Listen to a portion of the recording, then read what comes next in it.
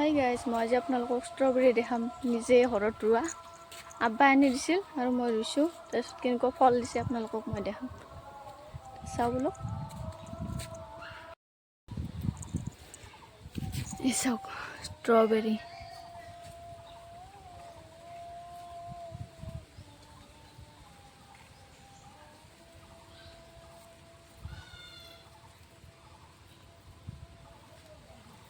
আব্বাই আনি দিছিল আৰু মই ৰুইছোঁ। ৰোৱাৰ ফলতে এয়া ফল দিছে মোক। চেম কিনাৰ নিচিনাই। এয়া এটা, দুটা, তিনিটা, চাৰিটা, পাঁচটা আৰু এই ছয়টা আৰু ইফালে এটা আছে। আমাৰ ঘৰত যেইটা মানুহ সেইটাই দিছে। চাওক কি মৰম লাগে।